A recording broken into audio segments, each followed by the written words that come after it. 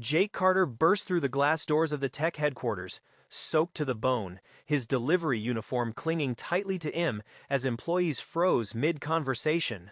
Before he could explain why he was late, a supervisor marched toward him, holding up a tablet that displayed a viral clip accusing Jake of causing a road accident earlier that morning.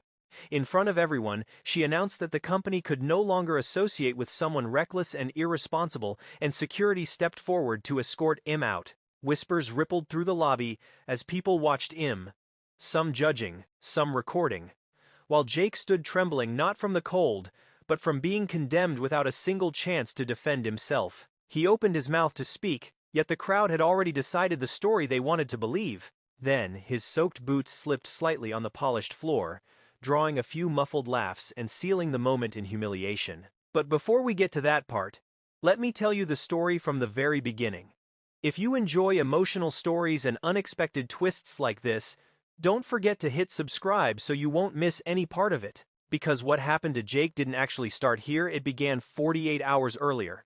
So what exactly happened in those 2 days that turned an ordinary delivery run into a storm of misunderstanding? To understand that, we need to return to the moment Jake crossed paths with a frightened teenage boy named Noah. 48 hours before the world decided Jake Carter was reckless, irresponsible, and dangerous. The night was strangely quiet, too quiet, in fact, for a sky that was already swollen with unspilled rain. The clouds hovered overhead in bruised layers, the kind that pressed low enough to feel like a ceiling ready to collapse. Street lamps flickered reluctantly, their halos trembling against the dark as if even they were tired of holding on.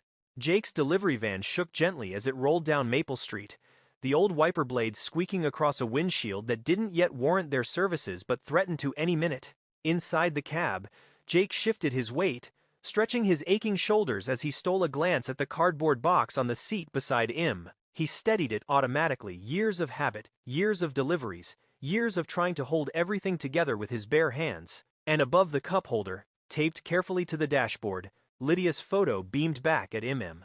She had been missing one front tooth in that picture, smiling proudly next to a crooked drawing of the two of them labeled, "Me and Daddy Saving the World." Jake smiled softly at it now, though there was a heaviness in him too. A quiet question that sometimes whispered when days were too long. Am I doing enough? He checked the time on his cracked phone screen. If he hurried, he could finish this route before dinner. Maybe even grab Lydia's favorite soup. They hadn't had warm food in 2 days, and he wanted to give her something comforting. Small promises mattered when you were a single dad. They were the thread holding the rest of the fabric together. Up ahead, something darted into the edge of his headlights. Jake straightened. A blur of motion, metal glinting, wheels slipping, then a sudden crash. A bicycle clattered against the pavement, its rider thrown forward in a miserable tangle of limbs. Jake hit the brakes hard, the van jolted to a stop, and the delivery box thudded against the dashboard. For a moment, there was only the ticking of the engine and the faint, shaky sound of someone trying not to cry. Jake jumped out. The air outside was a cold slap, thick with the metallic smell of imminent rain. "Hey, hey, easy," Jake called as he hurried toward the collapsed figure. A boy, maybe 15, 16, was struggling to right himself, tangled in the frame of his bike. His breath came in sharp bursts, and his eyes were wide with something that wasn't just pain. Jake crouched beside him. "Are you hurt?" "I'm fine," the boy muttered, though the wince on his face told a different story. He tried to stand, only to collapse back with a hiss when his ankle buckled beneath him. "You're not fine," Jake said. "Let me help." The boy recoiled slightly, an instinctive flinch Jake knew too well, the kind that comes from people who have learned that help often comes with a price. Jake softened his voice. "I'm not going to hurt you. My name's Jake. I just don't want you lying in the middle of the street." The boy hesitated, breathing unsteadily. Finally, he allowed Jake to support him into a seated position. His backpack lay nearby, half open. Something metallic glinted inside before he quickly snatched it up, hugging it to his chest. Jake pretended not to notice. "Can you move your toes?" The boy wiggled them, teeth clenched. "Yeah, good. Then let's get you out of the road." "Why do you care?" the boy asked suddenly, the words raw and defensive. Jake blinked. "Because someone should?" The boy looked away. "Do you have someone I can call?" Jake tried. A bleak silence followed. "I guess not," the boy whispered. Jake sighed. He knew that kind of silence too. "Look," he said gently. "My apartment is 5 minutes from here. I've got a first aid kit, food, and a couch that squeaks but doesn't complain. You can rest, and when you're ready, I'll drive you wherever you need to go." The boy finally nodded, defeated. "My name's Noah." "Nice to meet you, Noah," Jake said softly. "Let's get you home." The first RAN drop hit the pavement as Jake lifted him. Within seconds, the sky finally cracked open. RAN poured down in sheets, and neither of them knew this was the first drop in a storm about to swallow their lives whole. Ain hammered the thin windows of Jake's apartment like impatient fingers demanding to be let in. The scent of damp concrete seeped through the cracks as morning crept reluctantly over the horizon. Jake moved around the tiny kitchen with practiced efficiency, packing Lydia's lunch, checking her homework folder, reminding her to wear her jacket. "Dad," Lydia groaned, rolling her eyes dramatically as she zipped her coat halfway. "It's not even cold." "It's cold and damp," Jake corrected. "I don't negotiate with weather." "That's the most dad thing you've ever said," she said. He grinned, but it faded when he glanced at Noah, who was sitting on the squeaky couch, backpack still clutched protectively in his hands. The boy looked like he hadn't slept at all. Shadows pooled under his eyes, and he kept glancing at the window as if expecting the world to break in and accuse him of something. "You good?" Jake asked quietly. Noah nodded. But it was the kind of nod that means "I don't want to talk about it." Lydia approached him with her usual brand of chaotic empathy. "Want breakfast?" she asked. "We have cereal." "And cereal?" Noah managed a tiny smile. "Thanks. I'm okay. Well, if you change your mind, we also have cereal," she added before grabbing her backpack and heading for the door. Jake chuckled. "She likes you." Noah shrugged. "People don't usually like me." Jake frowned. "Why not?" The boy looked at the floor. "Because I mess things up." Jake wanted to say something soft, something reassuring, but his phone buzzed with a notification from the delivery app. More stops added. "Same pay." He exhaled through his teeth. "Life's messy," he finally said. "You stick around long enough, you learn that messing up isn't the worst thing. Giving up is." Noah didn't answer, but something in his posture shifted. A small uncoiling of tension. Jake dropped Lydia at school, promising like always that he would pick her up exactly on time. Then he drove into the city, windshield wipers struggling to keep up with the relentless RAN. At his first stop, a receptionist whispered to a coworker, "Someone stole the prototype plans." Jake froze. His pen hovered above the signature pad. His heart kicked hard against his ribs. "From LumiaTech," the coworker whispered back. "They're saying a kid is involved." Jake swallowed. "A kid?" Noah worked at LumiaTech, had SAE'd, he carried things, delivered things just like Jake. His second stop brought more rumors. His third, even more. At a gas station, two men spoke openly near the coffee machine. "Yeah, security's freaking out," one said. "They think the teenager who runs errands took the portfolio, probably planning to sell it." Jake stared at the RAN pooling near his tires. Teenager, errands, portfolio, Noah. His fingers gripped the steering wheel so tightly it hurt. He didn't want to believe it, but had seen the backpack. Had seen the fear. Had seen the guilt, not of wrongdoing, but of something deeper. Being powerless. When he got home late that afternoon, Lydia was drawing on the floor. She looked up immediately. "You okay?" she asked. Jake sat heavily on the couch, rubbing his face.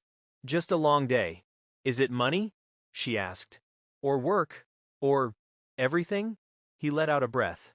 "Something like that." Noah emerged quietly from the hallway, hearing enough to know the conversation was about him. "I should go," Noah whispered. "I didn't mean to." "You're not going anywhere," Jake said firmly.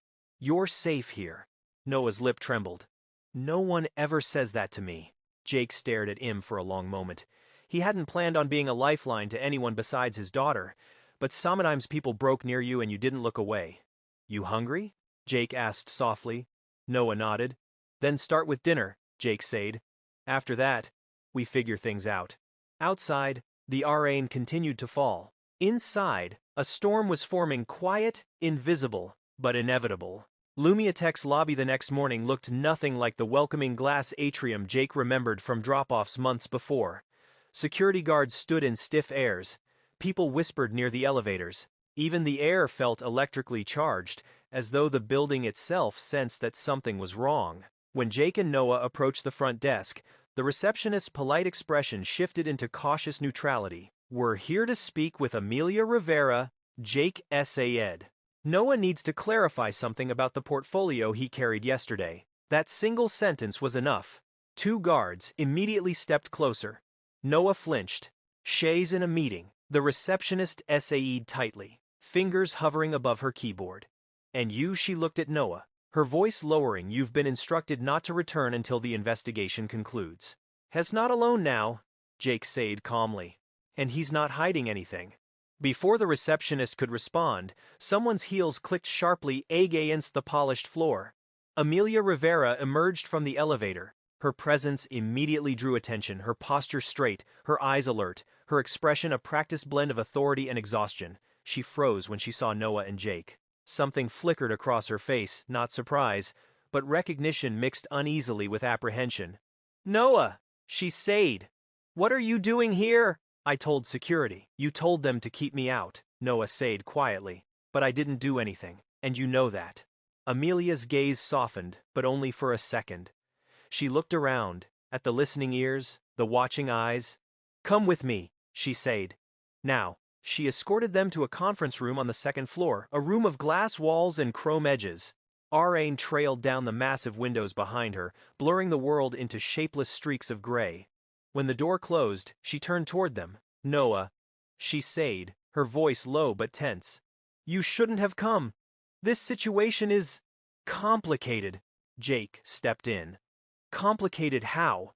Amelia inhaled sharply, then exhaled. "The designs I gave Noah were early stage, nowhere near final.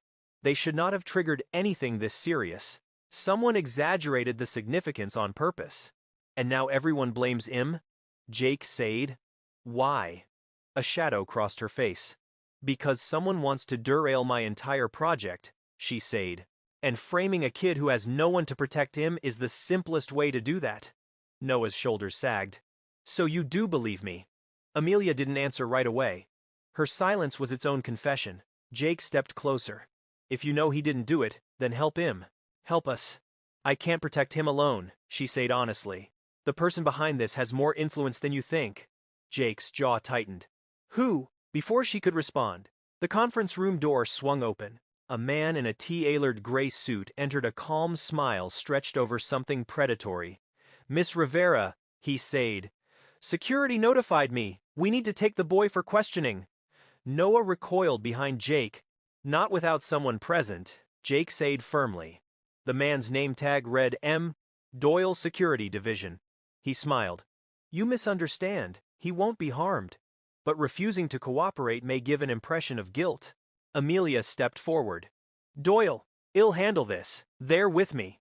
Doyle's smile faltered. His eyes hardened. "This is bigger than you, Miss Rivera," he murmured. "Be careful choosing sides." He left without waiting for her response.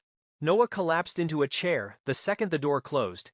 Jake turned to Amelia. Hess being set up, and from the look of it, him being pulled into it too.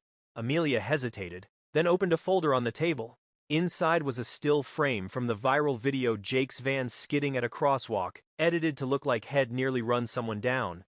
Jake stared at the image, disbelief spreading through him like ice. "Why would they frame me?" he whispered. "Because you're the one person who saw the truth before the story was written," Amelia said. The storm outside intensified. Inside the glass room, another storm was forming. Rain washed down the glass in unpredictable rivers as Amelia connected her tablet to the conference screen. She pulled up two video files side by side. One was the viral clip, already circulating online. The other was a corrupted traffic camera file with a missing time stamp. "This," she said, pointing to the viral clip, "is clearly edited.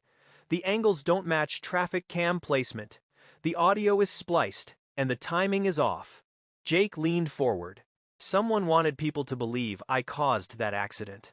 "Not just believe it," Amelia said. "They needed you discredited. Someone who stands up for Noah becomes a liability." Noah's breathing grew shallow. "So, I made everything worse," he murmured. "They're going after you because of me." Jake shook his head. "No." They're going after the person they think is easiest to break. Amelia tapped her screen again. A new image appeared, a man with a sharp face, cold eyes, and a rigid posture. This is Victor Hale, she said. Senior Development Director. Has been trying to shut down my division for months. He wants the board to cut funding for my project and transfer everything to him. This scandal gives him exactly what he wants. And blaming Noah ties it in a neat bow. Jake essayed. Amelia nodded. Hess, using Noah. Using you. Using anything available to manipulate the narrative. Jake stared at Hale's picture, feeling a familiar anger. An anger that had lived in him since the night he became a widowed father and realized that some systems don't break for people like him, because they were never built for people like him. So, how do we stop him? Jake said. Amelia hesitated. We need proof, she said. Real proof of who altered the files, who ordered the edits, who pushed the narrative onto social media. But there's only one person who can find that. Who? Noah asked, voice trembling. My data forensics consultant, Amelia essayed. Her name is Whitney Cho. She's brilliant, paranoid in the healthiest way, and she's the only person Hale hasn't managed to influence. Where is she? Jake asked. Amelia gave a small, grim smile. She's in the basement. The basement of LumiaTech was nothing like the polished upper floors. Cables dangled like vines, humming servers filled the air with a steady white noise, and the scent of dust and metal hung thick. Whitney Cho stood beside a server rack, holding a wrench in one hand and a cup of instant ramen in the other. You're late, she said without looking up. We didn't schedule anything, Amelia replied. Whitney shrugged. Your problem made enough noise upstairs that I assumed you'd show up eventually. Her eyes flicked to Jake and Noah. Ah, she said. The accused. And the internet's new scapegoat. Jake stiffened. You know about the video? I know about everything, Whitney said. That's why I live down here. She set her ramen down and cracked her knuckles. Okay, children, she said. Let's dig into the mud and see who's been playing dirty. Whitney's fingers flew across her keyboard, pulling data streams from multiple departments, security, elevator access logs, badge scans, archived camera feeds. Her screen lit up with windows stacking on windows, lines of code flickering like nervous insects. There, she essayed, pointing. That's the timestamp deletion. Someone accessed the traffic camera server at 3:14 a.m. last night. Only 2 people have that level of access. Who? Jake asked. Whitney pulled up a list. Victor Hale. And M. Doyle Security Division. Jake's hands curled into fists. Noah stared at the floor. So they both did this. Not both, Whitney corrected. Hale authorized it. Doyle executed it. Classic chain of command manipulation. Amelia stepped closer. Can you restore the original footage? Whitney smirked. Sweetheart, please. I can restore footage from a deleted dream. Her fingers danced across the keyboard again. Seconds later, the original crosswalk footage appeared. Jake wasn't speeding. He didn't splash a pedestrian. He had imply braked at a yellow light, normal, calm, uneventful. The edited video removed the pedestrian, who stepped off the curb illegally. Someone wanted Jake to look guilty. Whitney exported the restored file. This is your smoking gun, she said. But you'll need more. You need motive. We have motive, Jake said. Hale wants Amelia's project. Then we show the board, Amelia said. Whitney lifted a brow. You think the board will listen without proof that Hale tampered with evidence? Jake exhaled. So we need to confront him. Whitney grinned. Now that's the spirit. But don't do it here. Hale has allies everywhere in this building. You need a neutral ground somewhere public, where he can't twist the incident. Jake nodded slowly. He knew just the place. The lobby. The same place where he'd soon be shamed in front of strangers. But this time, he might walk in with the truth. Jake didn't sleep that night. Not because of fear, though fear certainly hovered near him like a cold shadow, but because of the weight of knowing that the next day would decide what kind of man he was going to be. Rain pressed against the window in soft, relentless waves. The world outside felt suspended, like the quiet before something irreversible. He sat at the small kitchen table long after midnight, staring at the restored footage on his phone. In the real video, he was just a man in a van, ordinary, careful, innocent. But the edited clip, the one the world believed, turned Im into a monster in seconds.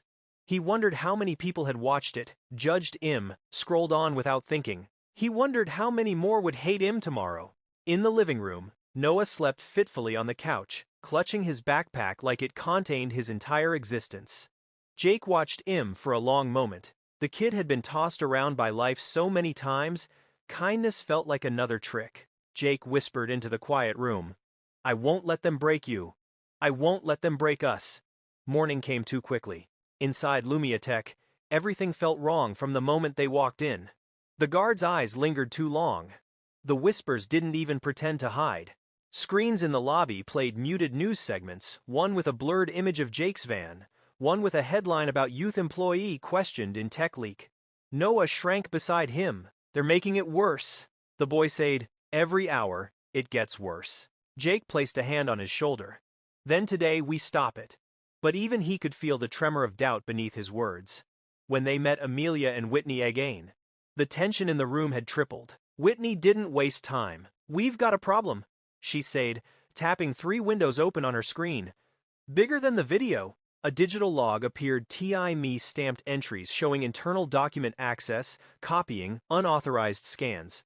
"These are from last night," Whitney said. "Someone entered the R&D server at 1:43 a.m. They copied half the directory. They left no traces, except the traces I found." Jake frowned. "And what does that mean?" "It means someone isn't just framing Noah," Whitney answered. "They're stealing Amelia's entire project, and they want the world to believe the leak came from Im." Noah staggered back as though struck. "But I don't even know how to open those files." "That's exactly why you're perfect," Whitney said. "No offense." "Lots of offense," Noah muttered, but his voice shook. Amelia stepped forward. "Whitney, do we know who accessed the server?" Whitney clicked. The screen displayed an ID. Hale v. Victor Hale. Jake felt the pieces clicking together in his mind, ugly, perfect, inevitable. "He frames Noah," Jake said slowly. "He frames me. He steals the project. And then he presents himself as the savior who rescues the company from chaos." Whitney pointed at Im with both hands. "Congratulations! You've solved corporate sabotage 101. Amelia looked suddenly sick. "All my work," she whispered. "Years, and he wants to burn it down just to take the ashes." Jake stepped closer to her. "Then we don't let Im." But he could see the fear building around her. Hale held power. Hale had influence. Hale had already weaponized public opinion. "And there's something else," Whitney added. "Someone is wiping Noah's access history, making it look like he logged into the servers last night." Noah's eyes widened in horror. "That's impossible. I was here. I was asleep." "I know," Whitney said, "but Hale's not aiming for truth. He's aiming for a narrative." Jake clenched his fists. "So what do we do?" he asked. Whitney crossed her arms. "We go public. Controlled. Evidence first. High visibility. Somewhere Hale can't spin it later." "The lobby," Jake said immediately. "It's open, busy, and full of people who already think Im a criminal." "Exactly," Whitney smirked. "Perfect stage." Amelia stared at the screen, then at Jake and Noah. "We're doing this?" she said. "All of us." Jake nodded. Noah swallowed hard, shoulders shaking. "You okay?" Jake asked quietly. "No," Noah whispered. "But I don't want to run anymore." Jake squeezed his shoulder gently. "Then today," he said, "we fight." Outside the conference room, the elevator chimed softly. Somewhere above them, on an upper floor, Victor Hale was already preparing to unveil a story built on lies. He had no idea the truth was coming for Im. Whitney worked with the focus of someone who had spent years distrusting every digital shadow. Her screen bloomed with cascading lines of code, server maps, access TRLs, encrypted packets, every string of data leading toward the truth or away from it. Rain outside tapped steadily against the basement windows, creating a second pulse to match the rhythmic clicking of her keyboard. "We need more than just restored footage," Whitney said. "We need the full chain of sabotage." Hale didn't operate alone. Corporate snakes never slither without friends. Jake stood beside Noah, who was visibly trembling, though trying hard to hide it. "What do you need from us?" Jake asked. Whitney cracked her knuckles. "Backup, witnesses, And B8. B8? Noah echoed. Whitney nodded. Hale believes he's about to win. If he senses even a hint of resistance, he'll slip. People like Hale don't know how to hide their arrogance when they feel untouchable. She pulled up a new file. This, she said, is every modification done to the R&D server in the last 48 hours. Lines of digital footprints glowed on the display, an unmistakable pattern. Hale v. Doyle M. Hale v. Hale v. Every action synchronized, deliberate, coordinated. Whitney continued. Well, confront Hale in the lobby, but to force him into a mistake, we need pressure from two sides. Two? Jake asked. She pointed. One. Amelia confronts Hale publicly with the restored footage and server logs. Hale won't expect her to have them. That puts him instantly off balance. Two. You, she said, turning to Jake. You walk in at the exact right moment. Jake frowned. Why me? Whitney arched an eyebrow. Because Hale thinks he already destroyed you with that edited video. Seeing you alive, steady, and unbroken will make him panic. Hell overreact. And a man who overreacts reveals the truth. Noah swallowed hard. And me? You stay with Jake, Whitney said. Side by side. Hale's entire plan hinges on you being scared, isolated, and easy to blame. Standing beside Jake destroys that narrative. Noah exhaled shakily, but he nodded. Jake put a hand on his shoulder. We do this together. Whitney finished gathering files. Everything goes down at 2:15 p.m., she said. Shift change, more people, more eyes. The perfect stage. Jake nodded. He wasn't a fighter. He wasn't a hero. He wasn't even sure he was brave. But he was a father. And sometimes being a father meant standing tall even when every part of you wanted to collapse. At 2:15 p.m., the lobby bustled with employees transitioning between shifts, interns clutching tablets, executives gliding through like ghosts of authority. Security guards stood near pillars, eyes roaming. The low hum of conversation echoed through the tall glass chamber. Amelia stepped toward the center of the lobby, clipboard in hand. The restored footage cued on her tablet. Her expression was carved from granite, calm but ready. Whitney emerged behind her, arms crossed, eyes scanning for cameras and choke points. She was already recording. Jake and Noah entered from the opposite doorway. A soft hush passed over the crowd. Whispers started immediately. That's the guy from the video. Why's the kid with him? They have some nerve showing up. Jake ignored every voice.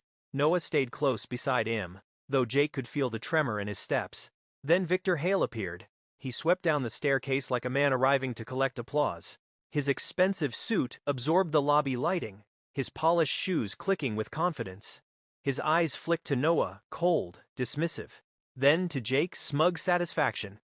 And finally to Amelia, annoyance. Amelia? Hale said smoothly. I heard you wanted a word?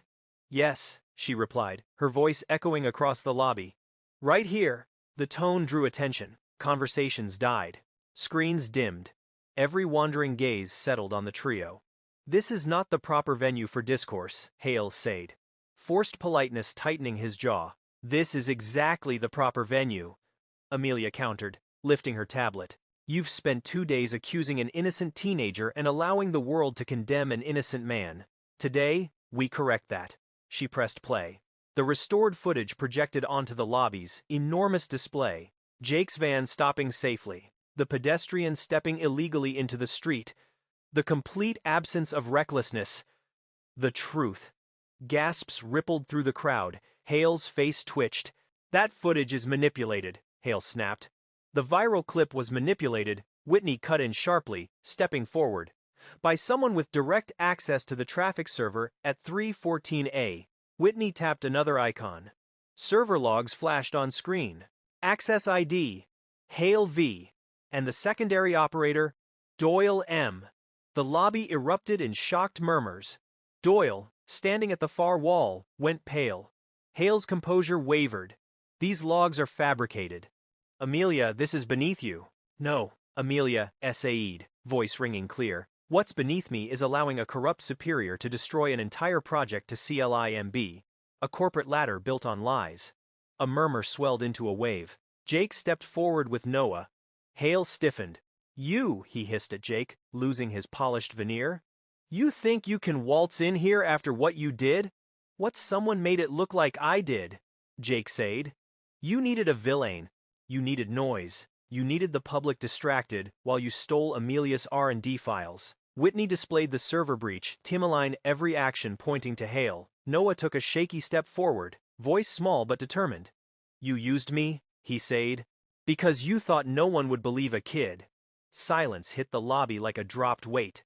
Something in Hale snapped. No one will believe you, Hale hissed, stepping toward Noah. You think anyone cares about some stray teenager. He stopped, because Jake stepped between them. The entire lobby inhaled as one. Jake's voice was steady as stone. Careful! You're talking about a kid you tried to ruin for your own ambition. A kid who trusted the wrong adult. I won't let you hurt him again. Hale's eyes blazed. He opened his mouth, but it was too late. Security surrounded him, not Doyle this time, but the building's actual corporate oversight team, alerted by Whitney minutes earlier. Hale, the lead officer SA'd. You're being placed on immediate suspension pending investigation for evidence tampering, data breach, and unlawful manipulation of internal systems. Hale looked around wildly. No, this is Amelia did this, she framed me. But no one listened.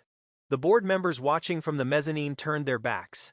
Hale's world had ended in the very lobby head hoped to dominate. As Hale was escorted out, the rain outside surged, white streaks running down the massive windows like the sky itself, washing the last lie away. Noah slumped in relief. Jake finally exhaled. And Amelia stepped close, eyes bright with a mixture of victory and exhaustion. It's over, she whispered. But Jake shook his head gently. No, he said. Now it begins. A different kind of beginning. One built on truth instead of fear. Amelia's division was reinstated with full funding. Whitney was promoted to head of security compliance because apparently paranoia is now a corporate asset. Doyle was gone. Hale was under federal investigation. People in the lobby no longer whispered accusations about Jake. Some whispered apologies. Some simply nodded gratefully as he passed. Jake didn't need their validation, but he appreciated their humanity. Noah was no longer shaking when he walked through the building. Amelia secured him a protected internship, training, mentorship, stability, something the boy had never truly been offered before. He blossomed under routine. He smiled more. He no longer carried his backpack like a shield. One morning, Amelia pulled Jake aside. You changed the course of his life, she told him. Jake shook his head. No, he just needed someone to stand still long enough to see him. Amelia smiled, a soft thing. Still, that matters. Lydia adored Noah now. She made him drawings. He taught her how to fix her bicycle chain. The apartment felt less lonely with the two of them laughing in the living room. One evening, while Jake drove them home from school, Lydia asked, Dad, do storms always mean something bad? Jake thought about the rain the night he met Noah. The storm the day Hale fell, the way water washed away lies but nourished new beginnings. No, Jake said. Storms mean something is changing. And sometimes, that's exactly what we need. 6 months later, LumiaTech invited Jake to join their logistics team, full-time benefits, a steady salary, predictable hours. He accepted. Noah began preparing college applications, something he once thought impossible. Amelia's project launched successfully. Whitney installed a new lock on her basement door and said, If the world collapses, I have snacks down here. Life was imperfect, but solid. Quiet. Good. One rainy afternoon, light rain, friendly rain, Jake saw a man on the roadside struggling with a flat tire. Cars sped past, splashing water over him. Jake slowed. Noah looked at him knowingly. Lydia leaned forward between the seats. Dad, she said, I think the universe is asking again? Jake nodded. Yeah, he murmured, and we answer. He pulled over. The circle continued. Kindness didn't erase storms. It simply taught people how to walk through them together. In the end, nothing about Jake Carter's life became perfect. The bills didn't magically disappear. The long shifts didn't suddenly shorten. And the rain never really stopped. But something had changed. Not in the world around him, but in the world within him. Jake had walked through a storm he didn't choose, carried a burden he didn't create, and defended a boy he barely knew because that was the kind of man he had quietly been all along. And when the world tried to paint him as a villain, the truth did what truth always does. It found the cracks, slipped through, and shone anyway. Noah found a family he never expected. Amelia reclaimed the work she refused to let be stolen. Whitney proved that a single determined voice can undo an entire web of lies. And Jake, he learned that kindness isn't something you run out of. It's something that multiplies whenever someone else decides to believe in it. Months later, on a soft rainy afternoon, Jake stood beside his van, watching rain drops chase each other down the windshield. Beside him, Noah loaded small boxes for a volunteer drive. Lydia had insisted they join. Jake smiled. Storms still came. Life was still complicated. But he wasn't facing it alone anymore, because sometimes the smallest act of kindness, stopping on a rainy night for a frightened teenager, becomes the first step toward rewriting someone's entire story. And sometimes it even rewrites your own. As they drove off, Jake caught Noah watching the rain with a softer expression than before. "You okay?" Jake asked. Noah nodded slowly. "Yeah," he said. "I think, for the first time, I actually am." Jake turned on the wipers, pulled into the road, and let the soft rain wash over them. Because kindness, like Aane, has a way of returning Aane, and Aane, and Aane, and every time it does, the world becomes just a little bit better.